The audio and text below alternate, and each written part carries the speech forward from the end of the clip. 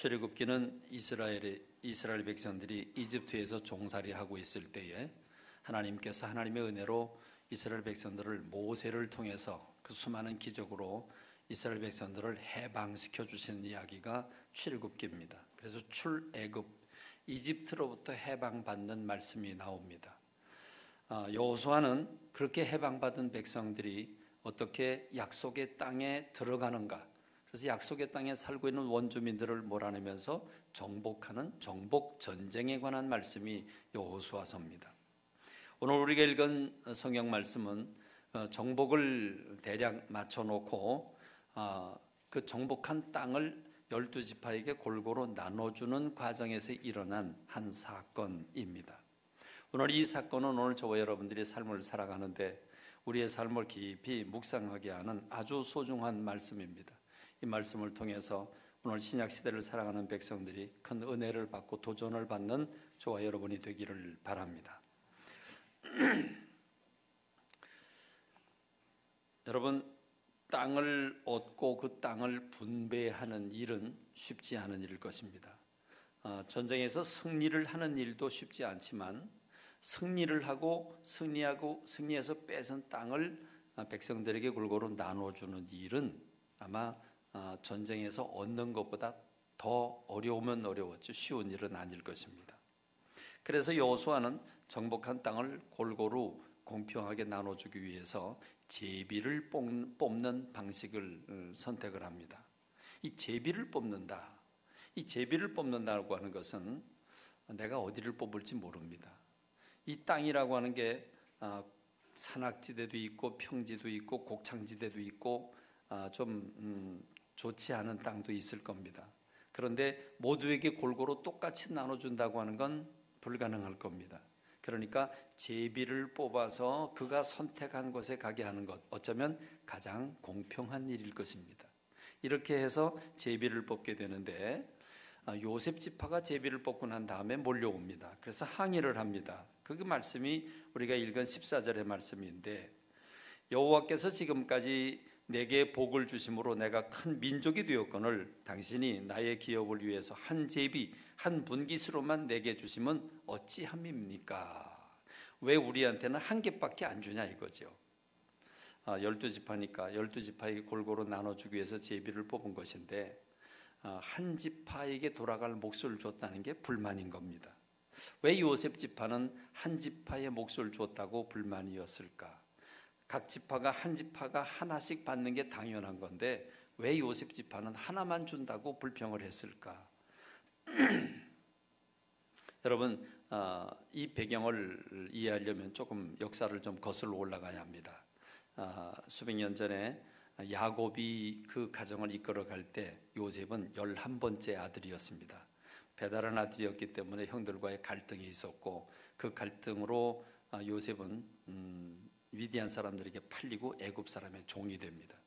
그래서 종이 된 그 가운데 그는 거기서 꿈을 해몽함으로 총리 대신이 됐고, 총리 대신이 돼서 이어 연거푸 7년 동안 주어지는 그 풍년 동안에 많은 곡물들을 사들여서 창고에 가득가득 저장하게 되고, 이어서 오는 흉년 7년 동안에 그 흉년을 지혜롭게 극복하게 한 아주 유능한 총리 대신으로서의 확실한 자리매김을 합니다. 그럴 때 그 요셉의 가정인 야곱, 그 야곱의 70명의 그 식구들은 먹을 게 없어서 같은 흉년을 당하면서 거의 죽을 지경이 됩니다. 그런데 애굽에 쌀이 있다고 하는 얘기를 듣고 애굽에 10명의 형제를 보내서 거기서 극적인 이산가족 상봉이 있었고, 그것으로 인해서 야곱의 70명의 식구들이 모두 이사를 오게 되는데 그 이집트의 물 많은 그 고센 땅 주변을 얻게 되고 거기서 살게 됩니다. 요셉이라고 하는 사람은 이집트 전체를 구원하기도 했지만 야곱의 입장에서 보면 야곱의 가정 전체를 죽음에서 삶으로 이끌어낸 사람이 되었습니다. 그래서 이 야곱이라고 하는 사람, 그 족장 아버지 입장에서 요셉이라고 하는 사람을 특별하게 인정하게 됩니다. 그래서 요셉은 11번째 아들임에도 불구하고 요셉이라고 하는 사람은 장자의 대우를 받게 됩니다. 실제는 장자나 다름이 없죠. 지금 70명이 가족이 이사를 왔고 형들로부터 10명의 형들이 다 있긴 하지만 그들은 다 요셉의 그늘 아래서 요셉이 베풀어주는 모든 걸 받고 먹고 누리고 있기 때문에 장자나 다름이 없었습니다. 가정을 일으켜준 사람이니까. 그래서 특혜를 베풀게 되죠. 야곱은 이 요셉을 12지파 12아들 명단에서 빼내고 이 요셉 아들 대신 두 몫을 줍니다. 그래서 그 아들이 므낫세와 에브라임인데 므낫세와 에브라임 두 사람을 자기 아들 이름으로 올려놓습니다. 그래서 12아들 명단에 바로 요셉 대신 두 아들이 올라가게 되는 거죠. 이렇게 해서 특별한 혜택을 받게 되는 게 요셉 지파인데 요셉 지파는 승승장구를 합니다. 그래서 실제로 이스라엘 백성들이 출애굽을 해서 40년이 지난 다음에 그 요단강 건너편 동편에서 마지막 건너기 직전에 인구 조사를 했는데 그때 총 인구가 60만 1,730명, 60만 명이었죠. 60만 명이니까 12지파를 나누게 되면 골고루 약 5만 명 정도씩 됩니다. 유다 지파가 가장 많아서 7만 명 정도고 제일 작은 지파가 4만 명 정도고 그러니까 평균 5만 명 정도가 각 지파가 됩니다. 그런데 이 요셉 지파 그러니까 에브라임과 므낫세 두 자녀들까지 다 포함하면 총 8만 5천 명이 됩니다. 그러니까 요셉 지파가 강성해진 것은 사실입니다. 그래서 요셉 지파가 불만을 터뜨리는 거죠. 우린 두 지파 몫을 받아야 되는데 왜 한 지파 몫을 줬냐? 왜 한 제비를 줬냐? 이 얘기죠. 우리 가정의 역사를 거슬러 올라가면 요셉이라고 하는 우리 조상이 우리 가정 전체, 야곱 가정 전체를 살려냈고 12지파를 살려냈는데 그 공로를 벌써 잊어먹었냐? 왜 우리한테 하나를 주느냐? 두 개를 줘야지. 바로 이 요청을 하고 있는 게 오늘 본문의 말씀입니다. 그랬더니 여호수아가 지도자 입장에서 이제 그 해결책을 제시하는 게 오늘 본문의 말씀인데 여호수아는 이렇게 얘기를 하죠. 그래, 맞다. 내가 큰 민족을 이루었다. 그래, 큰 민족을 이루었는데 제비 뽑아 너에게 준 게 하나인데 그게 너무 좁지. 그러니까 그래, 그렇다면 그 주변에 브리스 족속이 살고 있고 르바임 족속이 살고 있는데 거기까지 하나님 우리에게 주신 땅이니까 너희가 거길 쳐들어가라. 그래서 스스로 개척을 해라. 스스로 개척을 해라. 뭘 가만히 앉아서 이미 정복한 땅을 자꾸 달라고 그러냐. 그럴 것 없이 너희는 강성한 민족 됐으니까 가라. 가서 아직 정복하지 못한 땅을 정복을 하고 너희들 땅으로 삼으면 될 것 아니겠느냐. 그래서 지금 이 스스로 개척하라고 하는 여호수아는 특단의 대책, 바로 개척 정신을 가지고 가서 열정을 가지고 아직 정복하지 못한 땅을 정복하고 너희들 것으로 삼으라고 하는 그런 적극적인 요청을 하고 있는 것이 그게 바로 여호수아입니다. 그렇습니다. 여러분, 우리가 분배를 한다는 건 결코 쉬운 일이 아닐 겁니다. 그런데 지금 여호수아는 아주 강력하게 지금 개척 정신을 가지고 개척을 하라고 요청하고 있는 겁니다.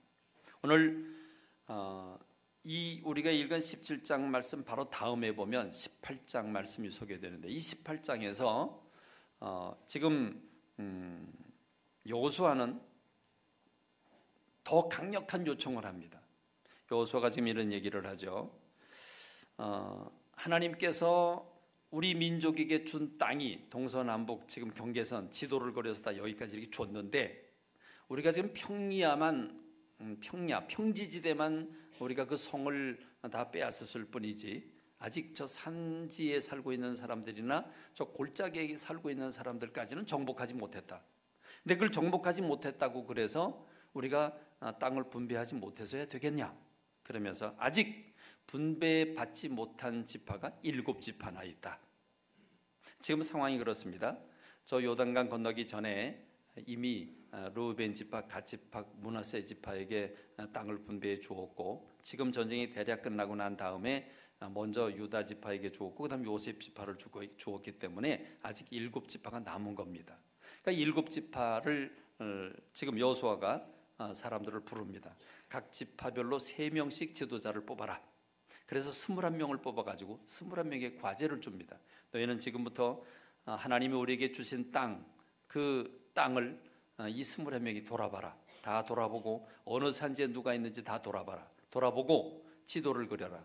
지도를 그린 다음에 그 다음에 7개로 나눠라. 그래서 7개로 나눕니다. 그리고 제비 뽑아라. 제비를 뽑아서 그 7개로 나눈 땅을 제비 뽑아서 각 아직 분배받지 못한 7지파에게 나눠줍니다. 나눠주고 하는 말이, 자, 이제는 가서 스스로 개척을 해라. 자, 지금까지는 어떤 방식으로 여호수아가 여기까지 왔냐면 여리고성을 공격하고 또 아이성, 여부스, 연합군 다 물리칠 때 어떻게 했습니까? 60만 대군이 함께 몰려가서 한 성을 정복하고 다음 성 이렇게 정복을 했습니다. 그런데 지금 평지에 있는 성읍들은 대부분 정복을 했지만 그 골짜기 그 다음에 산지에 있는 성읍들은 정복을 하지 못했기 때문에 아직 분배를 못하고 있었던 겁니다. 이럴 때 여호수아가 아직 정복하지 못한 땅까지 지도를 다 그려놓고 7지파에게 나눠준 다음에 가서 이제는 개척 정신을 가지고 가서 너희들의 힘으로 너희들에게 나눠준 땅 정복해라. 이것이 오늘 우리가 읽은 17장 요셉 지파에게 하는 말씀이고 18장에 하시는 말씀입니다. 이게 말씀의 요지입니다. 그렇습니다. 더 많이 달라고 하는 것은 인간의 심리일 것입니다. 욕심 있는 모든 사람들은 많이 갖길 바라고 좋은 걸 갖기를 원합니다. 그렇습니다. 그런데 줄 땅은 한정되고 좋은 것 나쁜 것이 섞여 있는데 누구나 똑같이 좋은 걸 똑같이 줄 수는 없습니다. 그러다 보니까 모두가 만족스럽지 못하게 돼 있고 싸움은 생기게 마련이고 불평과 원망은 생기게 돼 있습니다. 이게 인간이 사는 모든 집단, 동창회로부터 저 국회에 이르기까지 모든 사람들은 욕심이 있게 마련이고 거기엔 다툼과 갈등이 있게 마련입니다. 형제지간에도 부모의 재산을 놓고 싸우는 것도 바로 그 이유 아니겠습니까? 국회의원 선거가 다 끝났습니다. 20대 국회가 형성이 됐습니다. 20대 국회가 만들어진 다음에 이제 역사가 뒤집어졌죠. 그래서 여소야대가 됐습니다. 여당이 작아졌고 야당이 더 많아졌습니다. 제1당이 더 민주당이 됐습니다. 그래서 1당에서는 이제 우리는 제1야당이 됐으니까 제일 큰 당이 됐으니까 국회의장은 우리가 해야 된다. 그러나 또 여당에서는 그래도 대통령이 여당이고 또 주권당이니까 마땅히 주권당이 국회의장을 해야 되지 않겠냐. 그래서 그들은 협의를 다 법적인 시일을 넘겨버리고 말 정도로 그들은 다투느라고 서로 그 권력의 자리를 움켜쥐려고 양보하지 않아서 법정 시일을 넘기고 맙니다. 백성들의 눈초리가 따가우니까 할 수 없이 이제 여당에서 양보를 해서 야당에서 국회의장 자리를 얻게 됐죠. 대신 얻게 되는 대신에 중요 요직 상임위원장 자리는 우리한테 달라. 그래서 국회의장을 넘겨주는 대신에 좋은 자리는 새누리당에게 주는 거죠. 그래서 새누리당 8개, 더민주당 8개, 그리고 국민의당 2개 이렇게 상임위원장 자리를 나눠줍니다. 좋은 자리는 이제 국회의장을 주는 대신에 거래를 해서 이 새누리당이 가져오는데 이제는 새누리당이 그 안에서 싸웁니다. 지금까지는 여당과 야당이 싸우다가 이제는 상임위원장 자리를 놓고 누가 좋은 상임위원장 자리를 누가 차지할 것이냐. 그에 따라서 지역 발전이 달라지고 그에 따라서 예산을 따내거나 권력을 휘두를 수 있는 위치가 달라지기 때문에 여당 안에서도 싸우고 야당 안에서도 싸웁니다. 여당 안에서는 어떻게 싸웁니까? 그러면 이제 또 계파별로 싸워야 되겠죠? 그러면 친박계가 나오고 비박계가 나오고 그래서 비박이 될 것인가 친박이 될 것인가 아니면 낀박이 될 것인가. 기자들도 참 머리가 좋아요. 낀박은 또 뭡니까? 낀박은 이 친박이란 말을 그들이 스스로 만들진 않았을 겁니다. 그렇죠? 그 비박이란 말도 나오더니 이제 낀박이 나와요. 그래서 결국 이 권력 다툼을 갖습니다. 유승민이라고 하는 사람이 들어갔는데 이걸 받아야 되냐 말아야 되냐 난리가 또 납니다. 국민들의 눈치는 보지 아니하고 그 안에서 떡고물을 놓고 그거 차지하려고 피눈물 나는 그런 전투를 벌이는 모습을 우리가 보지 않습니까? 그렇습니다. 그럼 이게 어디 정치계뿐이겠습니까? 경제계는 어떻습니까? 경제는 돈을 목적으로 하고 있기 때문에 그건 더 하겠죠. 더 피비린내 나겠죠. 대우조선을 보고 롯데를 보니까 그 안에서 얼마나 많이들 해잡수는지. 이 백성인 힘없는 우리가 보기에는 우리만 억울한 것 같아요. 우린 그럴 기계도 없으니까 너무 눈먼 돈이라고 너무 많이 해잡수는 모습들을 보면서 좌절감이 일어날 정도로 경제계가 이렇게 욕심에 사납습니다. 여러분, 지역 간의 갈등은 어떻습니까? 우리 어린 시절에는요, 돌이켜보면 웃겨요. 돌이켜보면 웃겨요. 무슨 말이냐면 그땐 동네 싸움을 왜 하죠? 동네 싸움을 하는데 패싸움을 합니다. 저 위에 마을 아래 마을. 그리고 뭐 죽자자자 싸우는데 그거 왜 싸웠는지 몰라요? 지금 생각해보면 되게 웃기는 거예요. 그거 왜 이렇게 동네 싸움을 왜 싸웠지? 그거 참 이상합니다. 그렇습니다. 여러분, 지금 우리는 작은 일이든 큰 일이든 서로 떡고물을 나누는 일은 쉬운 일이 아닙니다. 그래서 가만히 이렇게 정치나 경제나 세상 사는 모습을 이렇게 보면 동물의 세계와 하나도 다를 바가 없습니다. 사자가 잡아놓은 그 먹거리를 정말 비루먹인 강아지 같은 그 하이에나들, 이게 들개들, 그 들개들이 수십 마리가 달라붙어 가지고 그걸 뺏겠다고 빙빙 돌고 결국은 사자가 이제 놓고 가지 않습니까? 그러면 들개들이 달라붙어서 그냥 머리를 쳐박고 그거 뜯어먹겠다고 난리버석을 부리는 여러분, 그 모습이나 국회나 오늘 우리들의 경제사회의 모습이나 뭐가 다르겠습니까? 형제싸움 하는 거나 뭐가 다르겠습니까? 사실은 별로 다를 바가 없습니다. 오늘 저와 여러분들에게 필요한 것은 개척정신인 줄로 믿습니다. 우리 믿는 사람들에게는 스스로 가서 개척을 해라. 하나님이 이미 주시지 않았는가? 주님이 약속의 땅이니까 주님이 주셨는데 너희들 가서 차지해라. 그런데 우리는 좋은 것 차지하겠다고, 힘들이지 않고 좋은 것 차지하겠다고 서로 싸우는 우리의 모습입니다. 우리 믿는 사람들은 영적 전투를 통해서 승리를 쟁취하고 그 승리를 쟁취할 때 비로소 평화를 얻을 수 있게 되는 줄로 믿습니다. 여러분, 사도 바울은 각 교회에게 편지를 보내는데 공통점이 있습니다. 사도 바울은 빼놓지 않고 이 말을 꼭 썼습니다. 사도 바울은 각 교회에게 편지를 보내는데 먼저 로마에 있는 교회에 편지를 보냅니다. 로마에서 하나님의 사랑하심을 받고 성도로 부르심을 받은 모든 자에게 하나님 우리 아버지와 주 예수 그리스도로부터 은혜와 평강이 있기를 원하노라. 그런데 에베소에 보내는 편지를 보니까 하나님의 뜻으로 말미암아 그리스도 예수의 사도된 바울은 에베소에 있는 성도들과 그리스도 예수 안에 있는 신실한 자들에게 편지하노니 하나님 우리 아버지와 주 예수 그리스도로부터 은혜와 평강이 너에게 있을지어다. 여러분, 이건 빌립보 교회 또는 골로새 교회, 갈라디아 교회, 고린도 교회 할 것 없이 모든 교회에게 공통적으로 사도 바울은 편지를 보낼 때 반드시 빼놓지 않고 꼭 강조하는 것이 은혜와 평강이 너희들에게 있기를 원하노라. 여러분, 이 은혜와 평강이 여러분 가운데 넘치길 간절히 소원합니다. 사도 바울은 왜 이 은혜와 평강을 이렇게 강조하고 있을까요? 은혜란 무엇입니까? 내가 노력해서 받는 게 아니라 힘 있는 사람이 힘 없는 사람에게 베풀어 주는 덕을 가리켜서 은혜라고 말합니다. 내가 열심히 일해서 내가 뭔가 땀 흘려서 얻었으면 그건 대가이지, 그건 은혜가 아닙니다. 은혜는 내가 노력해서 되는 게 아니죠. 그렇습니다. 인간의 죄는 인간의 어떤 방법으로도 해결할 길이 없습니다. 인간의 죽음은 어떤 그 무엇으로도 죽음을 살려낼, 죽음을 뛰어낼 그 수단이 없습니다.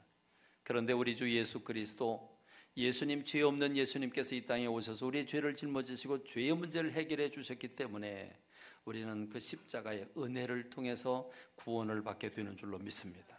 우리는 인간의 죽음으로부터 누구도 벗어날 수 없는데 예수 그리스도를 믿음으로 잠자는 자들의 첫 열매가 되신 예수 그리스도의 은혜로 우리는 영원한 생명을 얻게 된 줄로 믿습니다. 그래서 우리는 장례식을 치를지라도 우리는 소망을 가지게 되는 이유가 바로 여기에 있습니다. 이것은 우리의 노력으로 된 게 아닙니다. 공로로 된 게 아닙니다. 그래서 은혜입니다. 이 하나님의 은혜가 여러분 가운데 넘치길 간절히 소원합니다. 소원합니다. 그런데 평강이란 무엇입니까? 평강은 평화입니다. 평안입니다. 평화가 있고 평안이 있어야 합니다. 매일 복교되고 싸우고 쌈박질하면 못 삽니다. 우리의 삶에 평화가 있어야 합니다. 평화는 언제 일어납니까? 전쟁이 끝날 때 일어납니다. 전쟁 중에 있는 나라들은 평화를 맛볼 수가 없습니다. 우리는 언제든지 우리는 우리나라는 남과 북이 전쟁으로 대치하고 있는 나라이기 때문에 언제 전쟁이 일어날지 모릅니다. 늘 불안과 위기 속에 있습니다. 우리가 국방비로 들어가는 돈만 남북한이 합해서 국방비로 들어가는 돈을 복지로 돌린다면 어마어마한 우리가 복지 국가가 될 겁니다. 너무 가슴 아픕니다. 그렇습니다. 적과의 동침, 적과 함께 있는 동안에는 평화를 맛볼 수가 없는 것, 그것은 우리 삶을 사는 영적 원리입니다. 그래서 평화는 싸워서 적을 물리칠 때, 적을 진멸하고 나면 그러면 평화가 찾아오게 됩니다. 그러므로 영적인 원리는 은혜와 평강이 너에게 있기를 원한다. 구원은 은혜로 받지만 평화는 우리가 영적 전투에서 싸워 승리를 쟁취할 때, 죄와 더불어 싸워서 이길 때 평화를 누리게 되는 줄로 믿습니다. 할렐루야. 그래서 사도 바울은 은혜와 평강이 너에게 넘치기를 늘 소원했던 것입니다. 여러분, 여호수아서는 이 사도 바울이 구약의 신약에서 은혜와 평강을 얘기한 그 뿌리가 바로 여기 여호수아에 있습니다. 여호수아서는 한마디로 우리가 그 가나안 땅, 젖과 꿀이 흐르는 땅을 소유하려고 하면 먼저 살고 있는 원주민들을 진멸해야 되는데 이 원주민을 진멸하는 것이 전쟁의 내용입니다. 그래서 신앙의 평화를 누리기 위해서는 원주민들을 몰아내야 합니다. 진멸해야 합니다. 그러므로 신앙은 전투입니다. 여호수아가 우리에게 보여주고 있는 것, 신앙은 전투다. 이 전투에서 승리하는 사람에게 돌아가는 그 전리품, 그게 바로 평화라고 하는 것입니다. 그러므로 우리가 평화를 얻기를 원한다면 전쟁에 싸워야 합니다. 싸워서 이겨야 합니다. 지면 괴로워집니다. 이겨야 합니다. 이겨야 평화가 옵니다. 여러분, 이 원주민은 무엇입니까? 우린 원주민과 함께 있을 때 결코 평화를 누릴 수 없습니다. 여러분, 이 원주민은 죄성을 가리킵니다. 우리가 죄와 더불어 함께 있는 한 이 죄는 우리를 기쁨으로 또는 감사함으로 평안으로 우리를 내버려 두지 않습니다. 이 죄는 우리를 날마다 죄짓게 하고 괴로워하고 아파하게 하고 그래서 기쁨을 잃어버리게 만드는 게 죄입니다. 죄와 더불어 공존하고 있는 동안에는 우린 결코 행복할 수 없습니다. 죄와 더불어 싸워 승리할 때 우리는 비로소 승전가를 부를 수 있고 평화를 누릴 수 있는 줄로 믿습니다. 마태복음 6장에 보니까 한 사람이 두 주인을 섬기지 못할 것이니 혹 이를 미워하고 저를 사랑하거나 혹 이를 중히 여기고 저를 중히 경히 여김이라. 너희가 하나님과 재물을 겸하여 섬기지 못하느니라. 하나님은 우리 인생들을 두 가지 재료로 지으셨습니다. 흙에서 사람을 취하시 그 국가에 생기를 불어넣으심으로써 하나님이 주신 영혼과 이 흙으로부터 육체 두 가지 성질을 가지고 있습니다. 흙에서 만들어진 육체는 흙에서 나는 걸 먹어야 합니다. 그러나 영혼은 하나님이 주신 말씀을 먹고 살아야 합니다. 둘은 기질이 틀립니다. 둘은 싸우게 돼 있습니다. 여기에 인생의 어려움이 있습니다. 로마서 8장에 보니까 육신을 따르는 자는 육신의 일을, 영을 따르는 자는 영의 일을 생각하나니 육신의 생각은 사망이요 영의 생각은 생명과 평안이니라. 육신의 생각은 하나님과 원수가 되나니 이는 하나님의 법에 굴복하지 아니할 뿐 아니라 할 수도 없습니다. 이 두 가지 속성은 결코 합할 수 없는, 서로 타협하고 서로 함께 있을 수 있는 기질이 되지를 못합니다. 그러니까 싸우게 돼 있단 말입니다. 문제는 사도 바울의 고백입니다. 그러므로 내가 한 법을 깨달았노니 곧 선을 행하기 원하는 나에게 악이 함께 있는 것이로다. 내 속사람으로는 하나님의 법을 즐거워하되 내 지체 속에서 다른 한 법이 나를 내 마음의 법과 싸워 내 지체 속에 있는 죄의 법으로 나를 사로잡아 오는 것을 보는도다. 오호라 곤고한 사람이로다. 이 사망의 몸에서 누가 구원하겠는가. 여러분, 오호라 나는 곤고한 사람이로다. 이 사망의 몸에서 누가 나를 구원해 주겠냐는 이 사도 바울의 고백은 한마디로 말하면 죄를 이기지 못하고 괴로워하고 아파하는 우리들의 모습입니다. 사도 바울이 지금 괴로워하고 있는 건 오늘 우리가 죄로 말미암아 죄의 포로가 돼서 괴로워하고 아파하는 우리의 모습을 대변해 주고 있는 겁니다. 그렇습니다. 여러분, 죄를 지은 사람은 어깨를 필 수가 없습니다. 순경을 보면 쪼그라드는 사람은 누굽니까? 죄를 지은 도둑놈입니다. 도둑놈은 순경을 보면 숨게 되어 있습니다. 여러분, 가끔 우리 순사들이, 순경들이 뭘 합니까? 긴 빨간 봉을 들고 저녁 어수룩한 무렵에 아주 막다른 골목길에다가 차를 세워놓고 체크를 하죠. 뭐 하는 거죠? 뭐 하는 거죠? 빨간 봉을 들고 술 먹었나 안 먹었나 음주 측정을 합니다. 근데 여러분, 술 먹은 사람이 걸렸어요. 걸렸는데 어떡하지? 이거 어떻게 하면 빠져나가지? 그런데 여러분, 경찰이 야가요, 그거 빠져나가지 못하도록 딱 막다른 골목에다 만들어 놓지, 도망가도록 만들어 놓지 못한단 말이죠. 큰일 났죠. 이게 잘 불어야 되는데 이걸 어떻게 해야 되나? 그렇습니다. 술 먹은 사람은요, 이게 오간장이 막 그냥 쪼그라듭니다. 그런데 술 안 먹은 사람은, 순경이 100명이 있어도 괜찮습니다. 난 술 안 먹었는데 왜 그러냐 이거죠. 그렇죠. 내가 어깨를 대담하게 이렇게 확실하게 어깨를 내밀고 의의 투사가 될 수 있는 것은 죄와 더불어 싸워 이겼을 때 가능한 일인 줄로 믿습니다. 죄를 지면 도망가게 되어 있습니다. 괴롭게 되어 있습니다. 누가 뭐라고 말 안 해도 그는 스스로 그 죄의 영향권 안에서 괴로워하고 아파하게 되어 있습니다. 그렇습니다. 여호수아는 지금 여호수아서 23장에서 모든 땅을 7지파에게 다 나눠준 다음에 가라, 이제 지금까지 너희들이 얻은 땅은 어떻게 얻었냐? 하나님이 함께 하셔서 얻은 거 아니냐? 여러분, 그러니까 이제 아직 산악지대나 골짜기에 너희가 아직 정복하지 못했다고 할지라도 가라, 가서 싸워서 너희 것으로 삼아라, 그러면서 보내고 있습니다. 여호수아서 23장 5절에 보니까 너희 하나님 여호와가 그가 너희 앞에서 그들을 쫓아내사 너희 목전에서 그들을 떠나게 하시리니 너희 하나님 여호와께서 너희에게 말씀하신 대로 너희가 그 땅을 차지할 것이다. 지금은 너희들이 정복을 하지 못했지만 너희가 개척 정신을 가지고 가면 그 땅을 너희가 얻을 거다. 왜? 하나님이 함께 하시기 때문이다.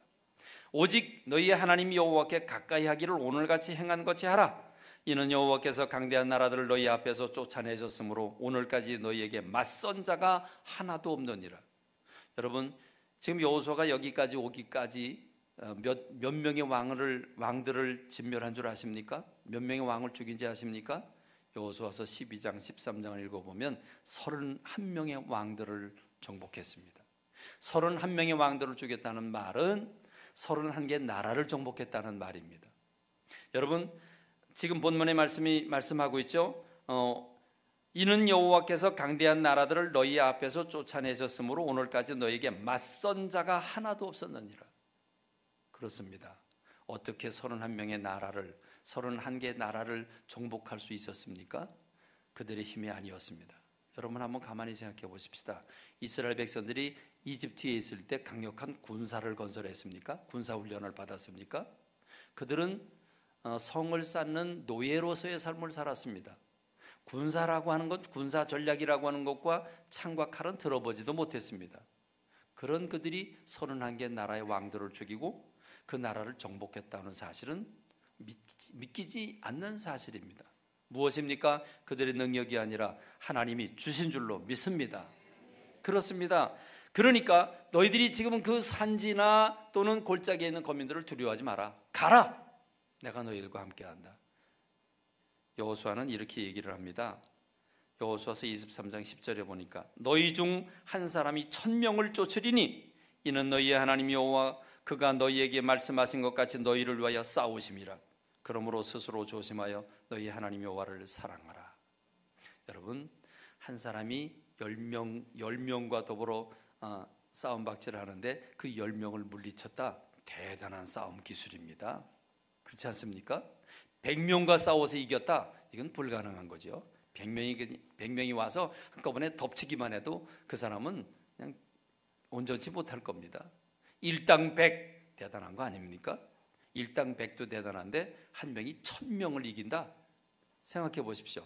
한 명인데 1000명이 도망간다는 겁니다. 이 한 명 때문에 1000명이 도망간다. 왜 이렇게 되는가? 너희들의 힘이 아니라 하나님이 너희를 위해서 싸우시기 때문이다. 할렐루야. 그러므로 너희들이 가라. 내가 준 땅이고 내가 준 땅일 뿐만 아니라 내가 너희들 싸움을 도울 거니까 1당 1000이 될 거니까 너희들은 하나가 가도 1000명이 도망가게 될 거니까 걱정하지 말고 가라. 개척 정신 가지고 가라. 나를 믿고 가라. 그럼 너희가 승리하게 될 것이다. 그러나 만일 너희가 돌아서서 너희 중에 남아있는 이 민족들을 가까이하여 더불어 혼인하며 서로 왕래하면 확실히 알아. 너희의 하나님 여호와께서 이 민족들을 너희 목전에서 다시는 쫓아내지 아니하시리니 그들이 너희에게 올무가 되며 덫이 되며 너희 옆구리에 채찍이 되며 너희 눈에 가시가 되어서 너희가 마침내 너희의 하나님 여호와께서 너희에게 주신 이 아름다운 땅에서 멸하리라. 여러분, 오늘날의 이스라엘이 가자지구나 그 옆에 있는 나라들 그 계속해서 괴롭힘을 당하고 있는 이유가 무엇입니까? 바로 이 구약 시대에 그들이 온전히 쫓아내지 못했기 때문에 그 잔재가 남아 있는 것입니다. 그렇습니다. 지금 여호수아가 말하는 요점은 무엇입니까? 하나님이 함께 하실 거니까 일당천이 될 거니까 가서 싸워라. 믿음 가지고 개척 정신을 가지고 싸워라. 그럼 너희가 승리할 것이다. 그러나 만일 너희가 싸우지 않는다면, 그들과 화친을 맺고 그들과 더불어 결혼하고 그들과 더불어 살게 된다면 너희가 평화를 맛보는 것 같지만 결코 그렇지 않다. 그들은 너희에게 올무가 되고 덫이 되고 너희 옆구리에 채찍이 되고 눈에 가시가 될 것이다. 여러분, 이 부분을 우리 한번 상상해 볼까요? 요즘에 세상이 너무 험악해졌죠.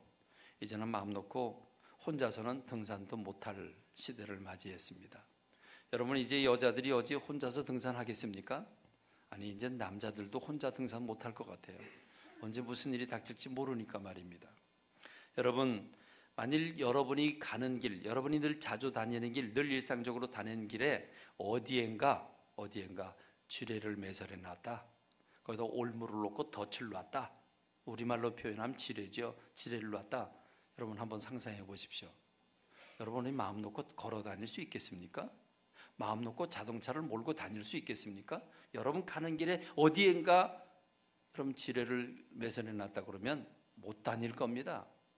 실제로 있었던 일이죠. 최전방에서 어느 날 군인들이 길을 가고 있는데 선임하사가 소리를 지릅니다. 야, 너 거기 서 있는데 지뢰밭이라고. 지뢰밭인지 모르고 들어갔죠.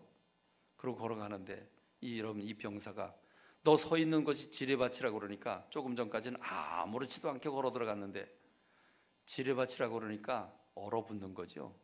얼어붙어요. 한 발짝도 못 뛰는 겁니다. 한 발짝 잘못 뛰면 지뢰가 터지면 죽으니까. 그렇지 않습니까? 여러분이 하는 일들마다 여러분 앞에 덫을 놓고 올무를 놓고 지뢰를 놓는다면 여러분의 삶이 어떠하겠습니까? 평안이 오겠습니까? 그러므로 여러분, 싸워서 이겨야 된다는 겁니다. 싸워서 이겨야 될 거지 타협하고 그냥 뒤로 물러 조용히 살겠다고 그냥 안주하고 이래서는 안 된다는 겁니다. 오늘 우리 신앙생활에 문제가 있다고 한다면 문제들과 더불어 같이 살고 있다고 하는 겁니다. 우린 문제를 접목하고 싸워서 이겨야 되고 죄를 추방해야 되는데 그렇지 못하고 있다는 것입니다. 여호수아는 얘기합니다. 너희들이 가고자 하는 땅에 그래 철병거가 있어서 못 가겠다고? 요셉 지파는 볼멘소리 합니다. 그래 우리가 가고자 하는 땅 거기에는 가나안 원주민들이 철병거를 가지고 있기 때문에 우리가 싸워서 이기기가 어렵다. 그렇습니다. 철병거가 뭐겠습니까? 창과 칼만 있는 시대에 총을 가지고 싸운다면 총 가진 사람이 훨씬 유리하지 않겠습니까? 그 당시에 구식 무기를 사용하고 있을 때 철로 병기를 만들었다. 대단한 거죠. 철병거를 가지고 있다고 그랬습니다. 그렇습니다. 그런데 여호수아는 뭐라고 얘기합니까? 그래 너희는 강한 민족 아니냐? 너희 하나님께서 너희들과 함께 하실 거 아니냐? 그러니까 개척 정신을 가지고 가라. 하나님을 믿고 가라. 그럼 너희가 그들이 철병거를 가지고 있을지라도 너희는 승리하게 될 것이다 말합니다. 그렇습니다. 여러분, 하나님은 이스라엘 백성들에게 약속의 땅을 이미 주셨습니다. 일당천이 되게 하겠다고 말씀하셨습니다. 가서 개척 정신 가지고 가서 싸우기만 하면 얻을 것이라고 얘기합니다. 근데 그들은 주저하고 못 갑니다. 여러분, 하나님은 오늘 저와 여러분들에게 하나님의 복을 주신 줄로 믿습니다. 각 가정 각 사업마다 하나님이 복 주신 줄로 믿습니다. 그런데 여러분 앞에 가로막고 있는 철병거는 무엇입니까? 오늘 우리 시대의 철병거는 무엇입니까? 돈이 없어서 여러분 사업을 확장시키지 못하고 있습니까? 질병 때문에 여러분이 좌절하고 물러앉아 있습니까? 아니면 사람들과의 관계 때문에 가로막혀서 주저앉고 있습니까? 여러분, 법적인 문제가 가로막혀 있습니까? 무슨 문제가 여러분 앞을 가로막고 있습니까? 하나님은 여러분들에게 주셨는데, 여러분이 믿고 가면 되는데, 여러분 무엇 때문에 주저하고 계십니까? 철병가가 있다고요. 그 철병가가 여러분에게 무엇입니까? 그렇습니다. 여호수아와 갈렙과 같은 신앙이 여러분 가운데 있길 간절히 소원합니다. 여호수아는 개척 정신을 가지라고 말합니다. 믿고 가라고 말합니다. 네 열정을 가지고 가는 게 아니라 하나님을 믿는 믿음, 하나님이 너와 함께 하실 거니까 그걸 믿고 가라고 말합니다. 그리고 믿음의 용장, 그 멋있는 신앙의 사람 갈렙은 멋있는 모델이 됩니다. 갈렙은 유다 지파에게 가장 먼저 땅을 분배를 해주는데, 분배해 주기 전에 갈렙이 스스로 찾아옵니다. 그래서 갈렙이 여호수아에게 이렇게 얘기를 합니다. 그때 유다 자손이 길갈에 있는 여호수아에게 나오고 그니스 사람 여분네 아들 갈렙이 여호수아에게 말하되, 하나님께서 가데스 바네아에서 나와 당신에게 대하여 하나님의 사람 모세에게 이르신 일을 당신이 아시는 바라. 여러분, 이 가데스 바네아라고 하는 곳은 어디입니까? 가데스 바네아는 이스라엘 백성들이 출애굽해 가지고 시내산에서 머물렀다가 이제 가나안 땅을 향해 목적지를 향해서 출발을 하는데 10하루 만에 도착한 것이 가데스 바네아고, 거기서 그들이 하나님이 가라, 내가 준비한 땅이니까 쳐들어가라 라고 말씀을 하셨는데, 그래도 하나님 정탐꾼을 보내보고 우리가 가야 할 땅이 어떤지 살펴보고 가겠습니다. 그래서 그럼 그래라 그랬더니 갔다 와서 보고, 거기는 그들이 가서 밟은 땅이 어디냐면 바로 산악지대였습니다. 거긴 거인족들이 살고 있었습니다. 그들이 보니까 그들의 키와 우리를 비교하니까 우리는 메뚜기밖에 안 된다는 겁니다. 이제 우린 죽었다, 끝났다. 그래서 하나님 앞에 범죄함으로 그들이 40년 동안을 광야에서 죽어지고 지금 다른 길로 와서 요단강 건너편에 있는 게 지금의 상황입니다. 그런데 자, 이제 평지를 다 정복을 하고 땅을 분배해 주려고 하는 이 찰나에 지금 갈렙이라고 하는 사람이 와서 여호수아에게 그때 일을 떠올리는 겁니다. 가데스 바네아에서 하나님이 하신 말씀이 있지 않는가? 내 나이 40세 여호와의 종 모세가 가데스 바네아에서 나를 보내어 이 땅을 정탐하게 하였으므로 내가 성실한 마음으로 그에게 보고하였고, 나와 함께 올라갔던 내 형제들은 백성의 간담을 놓게 하였으나 나는 내 하나님 여호와께 충성하였으므로 그날에 모세가 맹세에 이르되, 네가 내 하나님 여호와께 충성하였은즉 네 발로 밟는 땅은 영원히 너와 네 자손의 기업이 되리라 하였나이다. 이제 보소서, 여호와께서 이 말씀을 모세에게 이르신 때로부터 이스라엘이 광야에서 방황한 이 45년 동안을 하나님께서 말씀하신 대로 나를 생존케 하셨습니다.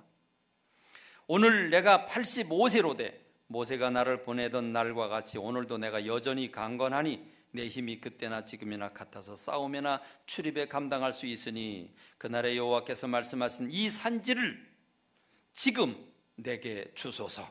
당신도 그날에 들으셨거니와 그곳에는 아낙 사람이 있고 그 성읍들은 크고 견고할지라도 여호와께서 나와 함께 하시면 내가 여호와께서 말씀하신 대로 그들을 쫓아내리이다. 여러분, 그래서 여호수아가 그 땅을 줍니다. 여러분, 지금 이 갈렙은 누굽니까? 갈렙은요, 큰 전쟁이 마치고 나면 그 장수들은 1등 공신이 됩니다. 공신이 되면 공신이 받아야 할 보상이 있습니다. 그러면 여러분, 지금 갈렙은 1등 공신이고 그 받아야 할 권리나 보상의 그 자격이 있습니다. 그런데 또 나이도 많습니다. 그러면 나이도 많으니까 고려해달라고 그래도 될 겁니다. 1등 공신이니까. 여러분 생각해 보십시오. 지금 45년 만에 지금 이제 정복을 다 했는데, 정복하고 지금 제1세대가 살아남은 건 여호수아와 갈렙 두 사람뿐입니다. 그가 지금까지 한 공로를 생각하면 제일 좋은 땅 노란자의 땅을 줘야 되죠. 그거 달라고 그래도 마땅히 줘야 되죠. 그런데 여러분, 지금 갈렙이 요구하고 있는 건 어느 땅입니까? 저 산지를 달랍니다. 산지도 어느 산지입니까? 거인들이 살고 있는 산지를 달라고 말합니다. 아무도 가지 않는 곳, 두려워서 벌벌 떠는 곳, 그들의 키를 바라보고 나는 메뚜기밖에 안 된다고 좌절하던 곳, 그 산지를 지금 내게 주소서. 이게 갈렙의 신앙입니다. 갈렙은 개척 정신을 가졌습니다. 왜 그렇습니까? 하나님이 나와 함께 하시면 내가 그 땅을 얻을 수 있다는 믿음 때문이었습니다. 여러분 앞에 철병거가 가로막고 있을지라도, 이 갈렙과 같은 신앙이 여러분 가운데 있길 간절히 소원합니다. 주님이 나와 함께 하시면 어떤 절병가가 있다고 할지라도 우리 물리칠 수 있다고 하는 믿음이 여러분 가운데 있길 간절히 소원합니다. 우리 예수님은 세례 요한이 오실 거이가 당신이냐고 물을 때에 예수님은 이렇게 의미 깊은 말씀을 주셨습니다. 세례 요한의 때부터 지금까지 천국은 침노를 당하나니 침노하는 자는 빼앗느니라. 천국은 어떻게 얻는 겁니까? 천국은 어떻게 들어가는 겁니까? 쳐들어가서 빼앗는 사람이, 쳐들어가서 노략질하는 사람이 얻을 수 있다는 것입니다. 감나무 밑에서 입을 벌리고 떨어질 때를 기다리는 사람에게 주어지는 게 아니라 쳐들어가서 빼앗는 사람이 얻을 수 있다. 열정을 가진 사람, 믿음을 가진 사람, 전투적인 개척 정신을 가진 사람이 얻을 수 있다고 말씀하고 있는 줄로 믿습니다. 그렇습니다. 여러분, 우리는 지금 어떻게 살아야 합니까? 여러분 앞에 가로막고 있는 철병거가 무엇입니까? 오늘 그 철병거를 뒤집어 보시기를 바랍니다. 미국 남부 미시시피 강 그 너머에 큰 목화밭이 있었는데 그 동네 사람들은 목화를 키워서 그들은 아주 부한 삶을 살았습니다. 그들은 목화를 따면서 늘 노래를 불렀습니다. 흰 눈이 쌓이는 듯 아름답게 핀 목화밭에 사람들이 모여 노래를 불렀습니다. 파란 하늘에 목화꽃보다 아름다운 행복이 피어났습니다. 젊은 사람들은 목화가 뭔지 모를 겁니다. 목화를 따서 그것으로 솜을 만들어서 우리 이불을 덮었던 그 목화인데 그 목화꽃이 필 때를 보면 여러분 눈이 온 것 같아요. 하얀 눈이 온 것처럼 그렇게 목화꽃이 피는데, 그런데 어느 날부터 먹구름이 끼기 시작을 합니다. 그 목화밭에 딱정벌레가 생기기 시작을 하면서 잎사귀를 갉아먹고 그러면서 목화밭은 황폐화가 됩니다. 그래서 이 딱정벌레 때문에 사람들은 못하겠다고 한 사람 두 사람 이사를 다 가버리고 맙니다. 여러분, 그런데 그때 카보라고 하는 사람이 땅콩 농사를 짓겠다고 그 땅에 다 떠날 때 들어옵니다. 들어와서 동네 사람들을 설득시켜서 처음에 2만 평의 땅콩을 심기 시작을 합니다. 그리고 그 땅콩밭을 일으켜 세워서 그가 대성공을 하게 되는데, 그는 노예 아들로 태어난 사람입니다. 그리고 그 땅콩에 대한 엄청난 연구를 하고, 그래서 그 땅콩을 통해서 그는 치즈를 만들고 우유를 만들고 기름을 만들고 밀가루, 잉크, 화장품 300가지가 넘는 가공품들을 그가 발견했다고 그럽니다. 여러분, 그래서 대통령이 거기를 방문하면서 우리가 딱정벌레 때문에 우리가 살게 됐다. 그래서 우리가 기념비를 세우자.